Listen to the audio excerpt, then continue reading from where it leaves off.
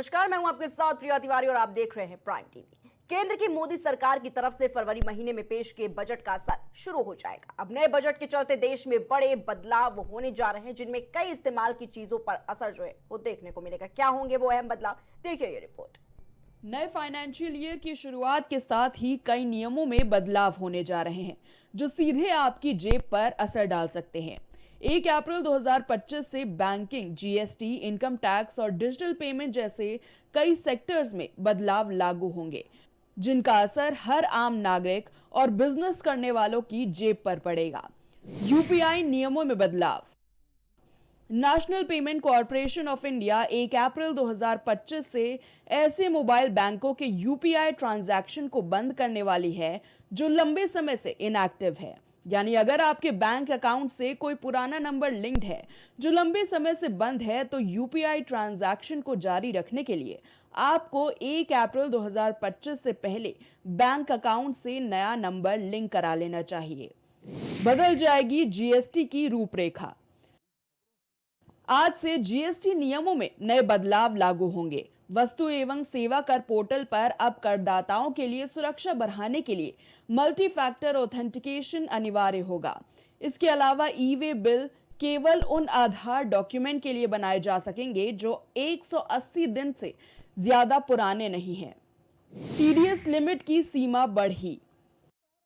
6 लाख तक की rental income पर टैक्स नहीं लगेगा।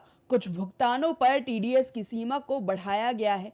रेंट से होने वाली इनकम पर टीडीएस की सीमा 2.4 लाख से बढ़कर 6 लाख हो गई है। प्रोफेशनल सर्विस पर टीडीएस की सीमा अब 30,000 से बढ़कर 50,000 हो गई है। नए टैक्स नियम होंगे लागू। वित्त मंत्री निर्मला सीतारमण ने बजट 2025 से 2026 में मिडिल क्लास को इनकम टैक्स में बड़ी राहत दी थी। 1 अप्रैल 2025 से सालाना 12 लाख रुपए तक की आय टैक्स फ्री होगी, लेकिन ये राहत केवल उन्हीं कर्मचारियों को मिलेगी जो नए टैक्स रिजीम को चुनते हैं। असेसमेंट ईयर 2025 से 2026 आधिकारिक तौर पर 1 अप्रैल से शुरू होगा, यानी अब से नया टैक्स सिस्टम डिफॉल्ट होगा। अगर कोई टैक्स पेयर 80C का बेनिफिट लेने के लिए ओल्ड टैक्स रिजीम के तहत टैक्स फाइल करना चाहता है तो उसे इसका विकल्प अलग से चुनना होगा। वहीं सरकार ने फरवरी में पेश किए गए बजट में कुछ प्रोडक्ट्स पर कस्टम ड्यूटी घटाई थी और कुछ पर बढ़ाई थी। इसमें करीब 150 से 200 प्रोडक्ट से प्रभावित होंगे और आमतौर पर वित्तीय वर्ष की शुरुआत यानी कि 1 अप्रैल 2025 से कस्टम ड्यूटी में हुए बदलाव जो है वो लागू होते हैं। केंद्र की मोदी सरकार ने जो बजट फरवरी में पेश किया था, अब उसका माकूल असर देखने को मिलने वाला है।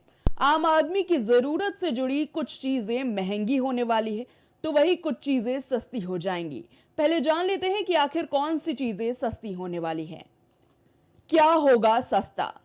3000 सीसी से ज्यादा वाली कार, 1600 सीसी कम मोटरसाइकिलें, 36 लाइफ सेविंग दवाएं, कम होगी क्रिटिकल ट्रीटमेंट की कास्ट, बैटरी मैन्युफैक्चरिंग पर 35 कैपिटल गुड्स की ड्यूटी हटी, 3000 सीसी से ज्यादा की इंजन क्षमता वाली आयातित कारें, सीबीयू यूनिट के रूप में आयातित मोटरसाइकिलें जिनकी इंजन क्षमता 1600 सीसी से अधिक नहीं है, 36 लाइफ सेविंग दवाओं से कस्टम ड्यूटी हटाने से क्रिटिकल ट्रीटमेंट की कॉस्ट कम हो जाएगी। ईवी सस्ते हो सकते हैं। सरकार ने बैटरी मैन्युफैक्चरिंग के लिए 35 कैपिटल गुड्स की ड्यूटी हटा दी है। मोबाइल फोन बैटरी प्रोडक्शन के लिए 28 कैपिटल गुड्स को कस्टम ड्यूटी से छूट दी गई। वही कुछ चीजें ऐसी भी हैं जिनके महंगे होने के आसार हैं। जिनमें क्या होगा महंगा? स्मार्ट मीटर, सौर सेल, आयातित जूते, आयातित मोमबत्तियां, आयातित नौकाएं, अन्य जहाज, PVC flex films, PVC flex sheets, PVC flex banner, knitting process से बना कपड़ा, एलसीडी एलईडी टीवी। 1 अप्रैल से यानी आज से जो है फाइनेंशियल ईयर में जो है काफ़ी बदलाव आ रहे हैं बैंक सेक्टर में, जैसे जीएसटी है, इनकम टैक्स स्लैब है, एटीएम है, ट्रांजैक्शन है। तो इस पर आपकी क्या प्रतिक्रिया है? निश्चित तौर पे आम जनता इन सारी चीज़ों का बोझ झेल रही है। लगातार ये प्रोसेस बढ़ते जा रहे हैं, जीएसटी बढ़ा दी गई, अब जैसे एटीएम पर टैक्स बढ़ा दिए गए, एटीएम के ट्रांजैक्शन पर ये कहा जा रहा है कि हाँ ट्रांजैक्शन आप करेंगे तो इतने रुपए आपको देने पड़ेंगे। ये सारी चीज़ें हमारी रोज़मर्रा की चीज़ें, जैसे हम जो किराने के सामान, हमारा घर खर्च 10,000 रुपये महीने में चलता था, वो उसका रेट बढ़कर आज 15,000 18,000 ये रेट का हम सामान लाते हैं तब चल पाता है। तो महंगाई दिन प्रतिदिन बढ़ रही है। तो इसका जो है आम जनता और व्यापारी पर असर पड़ेगा। हाँ, बहुत ज़्यादा पड़ेगा। 1 अप्रैल से फाइनेंशियल उसमें जो है बैंकिंग सेक्टरों में बदलाव होने जा रहे हैं, तो आप इस पर क्या कहेंगे? कोई भी नीति, कोई भी बदलाव जनता के हित में होना चाहिए। जो जनता ये बदलाव जनता की जेब पे अगर ये बोझ डालता है तो ये उसके हित में नहीं है। इसको जनता के लिए सुगम और सरल करना चाहिए और जिससे जनता की भलाई हो सके, इस तरह के बदलाव को किया जाना उचित होगा। यूपीआई में 1 अप्रैल से कुछ बदलाव किए गए हैं, कैसे देखते हैं? देखिए, ये तो पिछले अभी जो लेटेस्ट बजट आया उसमें ही तय हो गया था कि कई बदलाव किए गए हैं, और चूंकि अब आज 1 अप्रैल है तो आज से ही नए नियम और नए कानून लागू होंगे। जो भी यूपीआई में नए बदलाव हों, उसमें थोड़ी सी मुझे एक परेशानी है कि जो एटीएम से ट्रांजैक्शन का चार्ज सरकार बढ़ा रही है, इसको थोड़ा सा भी कम करना चाहिए। अभी बहुत से लोग हैं जो अभी मोबाइल वगैरह से उतना इंटरेक्ट नहीं है और हर जगह अभी ट्रांजैक्शन नहीं हो पाता ऑनलाइन, तो उसके लिए अभी थोड़ा सा अभी टैक्स उस पर एटीएम चार्ज पे भी थोड़ा सा बचाना चाहिए था। जीएसटी दरों में कुछ बदलाव हुआ है, कैसे? जीएसटी दरों में जो बदलाव है उसमें व्यापारियों को कोई विशेष राहत नहीं है। यूपीआई के नियमों में कुछ आपसे बदलाव किए गए हैं, कैसे देखते हैं इसको? देखिए, सरकार ने जो यूपीआई में बदलाव किया है, जो 10 नए नियम बदले हैं, अब एक आम आदमी, आम नागरिक के ऊपर जटिलताएं बढ़ती जा रही हैं, बैंकों का शिकंजा कसता जा रहा है। तो इसमें कुछ तो ठीक है, लेकिन कुछ जैसे रोजमर्रा की चीजें हैं कि एटीएम से आप 3 बार निकालेंगे तो फ्री है, उसके बाद उस पर भी चार्ज लगेगा। तो ये आम आदमी जो इन जटिलताओं से दूर रहना चाहता है, उसके लिए जटिलताएं बढ़ रही हैं, और इतनी जटिलताएं ना बढ़ें कि लोग मार्केट गए, पता लगा एटीएम से उनको पैसा निकालना है, 3 बार 10,000 ज्यादा निकल नहीं सकता, 3 बार में 30,000, उन्होंने 25,000 निकाला। दूसरे दिन अगर उनको जरूरत पड़ गई अचानक रात में, तो कौन सी बैंक खुली रहती है, फिर उनको उस पर भी टैक्स लग रहा है, उस पर भी उसका चार्ज कटेगा उनका।